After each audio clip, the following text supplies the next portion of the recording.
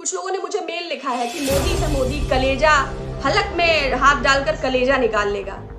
मैं भी dear friend, Modi है मोदी, आपको घर बैठे बेच देगा, खून में व्यापार। आप बात को समझने का प्रयास करिए। मुझे आपसे कोई निजी द्वेष नहीं है। एक तरफ आप कहते हैं देश नहीं बिकने देगा, दूसरी तरफ आपने 107 रेलवे लाइंस को प्राइवेटाइज कर दिया है। आप 51% एफडीआई पे उछल कूद करते थे। आज रेलवे इंफ्रास्ट्रक्चर के 14 प्रोडक्ट्स में 100% एफडीआई हो चुका है और आपके प्रवक्ता, आपके नेता, आपके अभिनेता, आपकी मशीनरी, आपकी इलेक्ट्रॉनिक मीडिया, आपके माउथ पीसेस, आपकी प्रिंट मीडिया आपको जस्टिफाई करेंगे।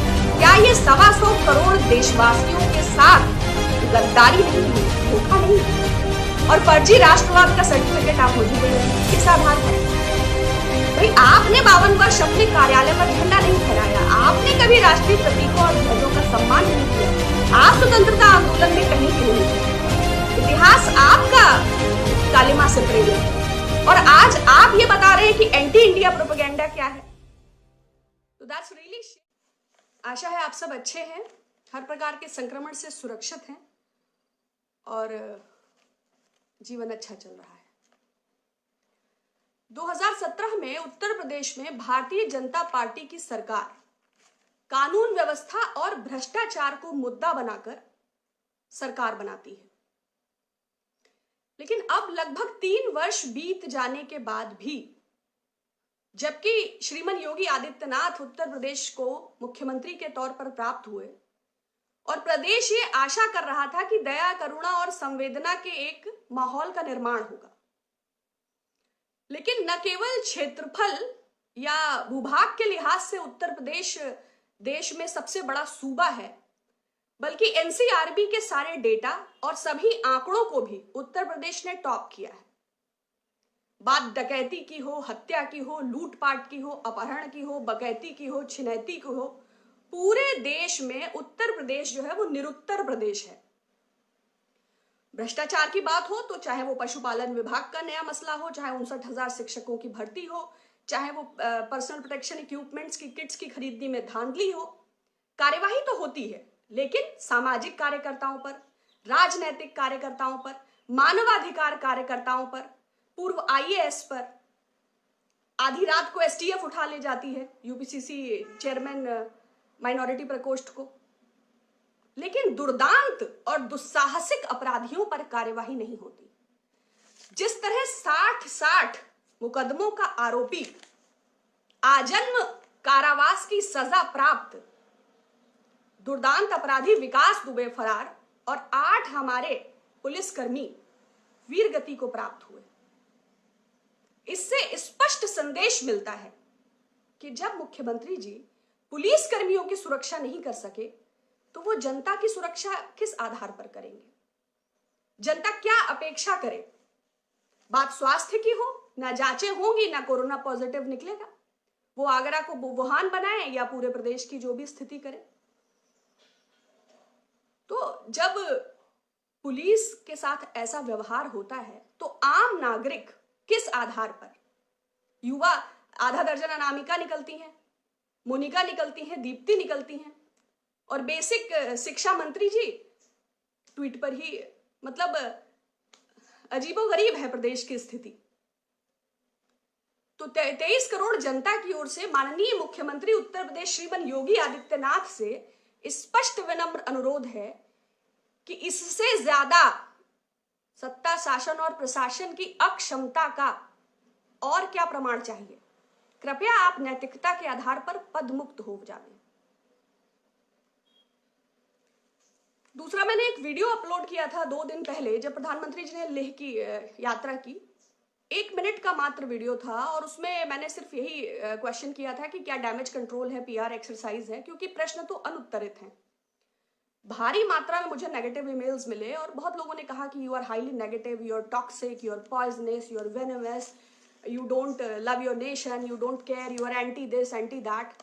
So for those like I have few answers. देखिए, ये सरकार, वर्तमान सरकार से यदि भविष्य से संबंधित प्रश्न कीजिए तो भूतकाल के उत्तर प्राप्त होते हैं।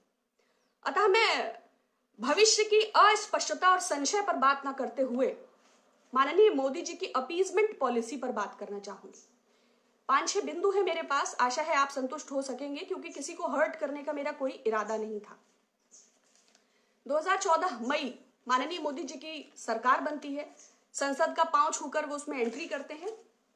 भले ही वो बाद में उसकी मर्यादाओं को तार तार कर दें और उस लोकतंत्र का जरा सम्मान न करें, क्योंकि लोकतंत्र में जवाबदेही उसका आधार है। और माननीय प्रधानमंत्री जी ने तो आज तक एक भी प्रेस कॉन्फ्रेंस नहीं किया। सितंबर 2014 में चीनी शी जिनपिंग जी आते हैं, 12 पैक्ट्स होते हैं, 20 बिलियन इन्वेस्टमेंट होता है और मीडिया इसको बहुत हाई प्रोफाइल इवेंट के तौर पर प्रोजेक्ट करता है। हालांकि माननीय प्रधानमंत्री जी के शपथ ग्रहण को भी बहुत जबरदस्त प्रोजेक्ट किया गया था, लेकिन ये उससे भी ज्यादा। लेकिन उसके फौरन बाद चुमार वैली में इंट्रूजन होता है। द हिंदू ने इस पर बहुत डिटेल्ड रिपोर्ट किया है। उसके बाद ये सब इंडिया चाइना स्टैंड ऑफ को हम थोड़ा बैक में ले जाके आपसे डिस्कस करना चाह रहे हैं। जो सवाल आए हैं उन्हीं को आधार बनाते हुए।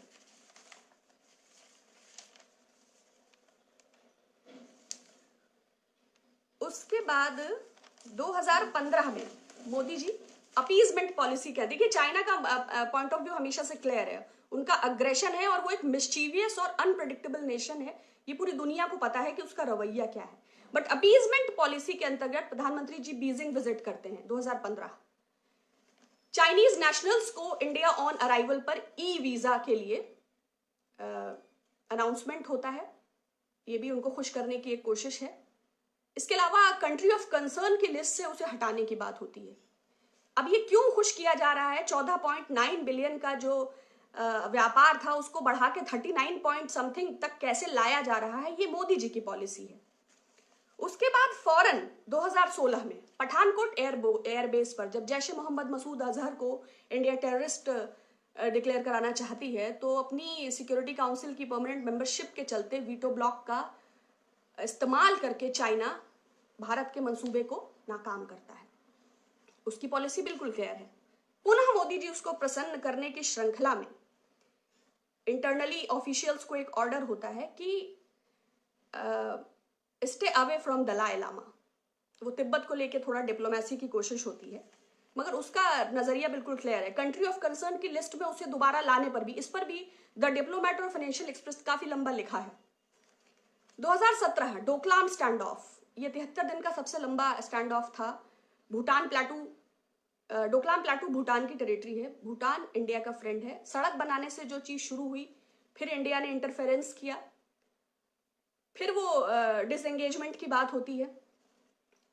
वो अपने इंडियन मीडिया इसको एक टैक्टिकल विक्ट्री के, जब वो डिसएंगेजमेंट शो करता है तो एक टैक्टिकल विक्ट्री के तौर पर प्रोजेक्ट करता है। यहां पर हम मोदी का मास्टर स्ट्रोक को सेलिब्रेट कर रहे होते हैं, वहां चाइनीज मिलिट्री स्ट्रक्चर्स परमानेंट हो चुके हैं। देश के अंदर जो एक फर्जी राष्ट्रवाद और देश की सीमाओं पर सरहद की सुरक्षा में माननीय प्रधानमंत्री जी पूर्णतया असफल रहे, यह सत्य है। आप लोग कमेंट्स में कुछ भी लिखें, लेकिन आप अगर थोड़ा सा भी इसको गौर से देखेंगे तो आप ये पाएंगे कि जो ये दिन भर पीआर मशीनरी चीखती और चिल्लाती है, जो 200 घटनास्थल से 230 किलोमीटर दूर नीमों की यात्रा को विक्ट्री के तौर पर प्रेजेंट करती है, बल्कि जी टीवी तो इससे भी आगे है। जब मन की बात प्रधानमंत्री जी कर रहे हैं तो उन्होंने लिखा, गलवान विजय के बाद पहली बार मोदी जी के मन की बात। Can you imagine?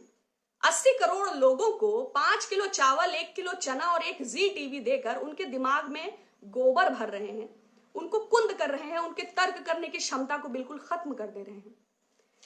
Doklam stand of, देखिए स्ट्रैटेजिक पॉइंट ऑफ व्यू से Doklam is very important in terms of north east. अब उनके परमानेंट मिलिट्री स्ट्रक्चर्स की बात नहीं है। अभी भी जो वहां बीजेपी के जो काउंसलर्स हैं, जो उनके सहयोगी लोग हैं, वो बराबर प्रधानमंत्री को चिट्ठी लिख लिख कर अवगत कराते हैं। अभी भी उसने उस समझौते को तोड़ दिया है। उसके मन में क्या है ये सबको क्लियर है, पूरे विश्व को क्लियर है। वो तवांग चाहता है, अरुणाचल को अपना समझता है, वो पाकिस्तान और चाइना इकोनॉमिक कॉरिडोर बना रहे हैं, बांग्लादेश को 97% टैरिफ का वेव ऑफ किया है उसने, है ना। अफ्रीका के साथ उसकी डेप्ट ट्रैप की क्या पॉलिसी है। लेकिन माननीय प्रधानमंत्री जी के सर्वदलीय बैठक में सरासर झूठ बोलने के बाद कि ना कोई घुसा है, जो ये क्लीन चिट दिया है उन्होंने चाइना को, जिसको मैंड्रिन में अनुवादित करके उसने पूरे विश्व को संदेश दिया है। माननीय प्रधानमंत्री जी से सिर्फ इतनी अपेक्षा है कि देशवासियों और सेना के मनोबल को सत्य से जीता जा सकता है। और खुश करने की कोशिश क्या है जब देश आपके पीछे खड़ा है। लेकिन गुप्त दान महादान, आप पीएम केयर्स में फंड भी लेंगे, आप एशियन बैंक से बिलियंस का इन्वेस्टमेंट भी लेंगे, आप डेप्ट भी लेंगे, तो मैं देश नहीं बिकने दूंगा, मैं देश नहीं झुकने दूंगा और 80 करोड़ देशवासियों को सच भी नहीं जानने दूंगा। I appreciate the way he works. जो उनकी पीआर मशीनरी है, जो अब देखिए एक वेडिंग फोटोग्राफी होती है, राइट, लेकिन वेडिंग में रैंडम फोटोज आती हैं, इसीलिए प्री वेडिंग शूट का ट्रेंड है आजकल। कितनी सिमेट्री होती है मोदी जी की फोटोग्राफ्स में, कोई एंगल, कोई कोना, कोई, क्योंकि he is such a masterpiece when it comes to branding and marketing strategy. जो उनकी आडंबर की कला है, जो उनकी नाटकीयता है, जो सत्य को ढकने की, एक सिल्की कर्टेन डालने की जो उनकी आर्ट है। जब उन्होंने भाषण दिया तो राहुल कंवल जी ने ट्वीट किया, राहुल कंवल वही जिन्होंने दावोस के महासम्मेलन में अन्विता फडणवीस का इंटरव्यू लिया था। आप देखिएगा उनकी मुखर पत्रकारिता उस इंटरव्यू में प्रखर होकर निखर के बाहर आ रही है। वो लिखते हैं, वाह क्या इंटरव्यू है, क्या मोटिवेशन है। अगर मोटिवेशन लेक्चर से देश चलेगा तो संदीप माहेश्वरी को प्राइम मिनिस्टर बना दीजिए या फिर शिव खेड़ा को, उसमें माननीय प्रधानमंत्री जी की क्या आवश्यकता है। प्रधानमंत्री तो कॉन्शियस डिसीजन लें, कॉन्क्रीट डिसीजन लें। भारत की गरिमा, गौरव, स्वाभिमान और संप्रभुता का विषय है और आप लोगों को गुमराह कर रहे हैं, झूठ बोल रहे हैं, जो तथाकथित रूप से मतलब लगातार प्रमाणित है। उसके बाद 2018 में फिर इंडियन ऑफिशियल्स जब ये इशू करते हैं कि दलाई लामा से दूरी रखी जाए, चाइना को खुश करने की एक कोशिश। फिर जैसे ही जेएनके का स्पेशल स्टेटस खत्म होता है, पुनः वो कंडेम करता है। जैसे ही वो आलोचना करता है, फिर यहां से धमकी होती है कि भाई हम 84 year Tibetan leader Dalai Lama को इनवाइट करेंगे। ये क्या पॉलिसी है। एक देश के साथ लड़ाई और क्रिकेट साथ साथ नहीं हो सकता, लेकिन दूसरे देश के साथ व्यापार और हमारे जवानों की शहादत साथ साथ कैसे हो सकती है। ठीक है, आप बहुत सारे लोगों को मूर्ख बना सकते हैं, किंतु फिर भी कुछ छूट जाएंगे। कुछ लोगों ने मुझे मेल लिखा है कि मोदी है मोदी, कलेजा हलक में हाथ डालकर कलेजा निकाल लेगा। मैं भी डियर फ्रेंड, मोदी है मोदी, आपको घर बैठे बेच देगा, खून में व्यापार है। आप बात को समझने का प्रयास करिए। मुझे आपसे कोई निजी द्वेष नहीं है, लेकिन आप सत्य से मुंह नहीं मोड़ सकते। बहुत लोगों ने कहा था कि बहुत सारी चीजें प्राइवेट हैं, वो आपको क्यों बताएंगे। ये पॉलिसी है, ये 6 वर्षों की घटनाओं का मैंने जिक्र किया है, चुमार वैली का, डोकलाम का, जैसे मोहम्मद पठानकोट एयरबेस में यूएनएससी का वीटो ब्लॉक का। क्या इन उदाहरणों के बाद भी आप ये स्वीकार नहीं करते कि चाइना की पॉलिसी अग्रेसिव है और मोदी जी लगातार अपीजमेंट पॉलिसी का इस्तेमाल कर रहे हैं। और अभी भी वो गलवान वैली से 200 घटनास्थल से 230 किलोमीटर दूर थे और उनकी यात्रा को आप गलवान विजय की तरह मीडिया प्रोटेक्ट कर रहा है। और ये राष्ट्र धर्म है, इसलिए हम इसको स्वीकार करें, तो हम अपनी मातृभूमि के साथ गद्दारी कैसे स्वीकार करें, कैसे स्वीकार करें। जो दोषपूर्ण है वो दोषपूर्ण है। माननीय प्रधानमंत्री जी को स्पष्ट संदेश चाइना को देना चाहिए और उसके माध्यम से पूरे विश्व को। ये डिप्लोमेसी का फेल्योर है। आपको जापान, ऑस्ट्रेलिया, अमेरिका, आपको उसके एंटी कंट्रीज हैं, उनके साथ खड़े होकर अब आपके क्या लालच हैं, और वो पीएम केयर्स के फंड हैं, या वो और बिलियंस ऑफ इन्वेस्टमेंट है, या वो जो डोभाल साहब की फाउंडेशन है उसमें भी चाइनीज डोनेशंस हैं। तो आप देखिए, अगर 39,900 करोड़ रुपए के हथियार खरीदे जाएंगे तो ये देशवासियों के लिए गर्व की बात है। लेकिन 50,000 वेंटिलेटर्स का भी आपने दावा किया था और 10% भी अभी तक नहीं, जून तक तो नहीं आए, 10% भी। देश किन हालातों से जूझ रहा है ये भी तो आपका ही दायित्व है। सिर्फ उकसाने वाली बात करने से ऐसा कैसे हो सकता है। एक तरफ आप कहते हैं देश नहीं बिकने दूंगा, दूसरी तरफ आपने 107 रेलवे लाइंस को प्राइवेटाइज कर दिया है। आप 51% एफडीआई पे उछल कूद करते थे। आज रेलवे इंफ्रास्ट्रक्चर के 14 प्रोडक्ट्स में 100% एफडीआई हो चुका है। और आपके प्रवक्ता, आपके नेता, आपके अभिनेता, आपकी मशीनरी, आपकी इलेक्ट्रॉनिक मीडिया, आपके माउथ पीसेस, आपकी प्रिंट मीडिया आपको जस्टिफाई कर रही है। क्या ये 125 करोड़ देशवासियों के साथ गद्दारी नहीं है, धोखा नहीं है। और फर्जी राष्ट्रवाद का सर्टिफिकेट आप मुझे दे रहे हैं, किस आधार पर? भाई आपने 52 वर्ष अपने कार्यालय पर झंडा नहीं फहराया, आपने कभी राष्ट्रीय प्रतीकों और ध्वजों का सम्मान नहीं किया, आप स्वतंत्रता आंदोलन में कहीं भी नहीं थे।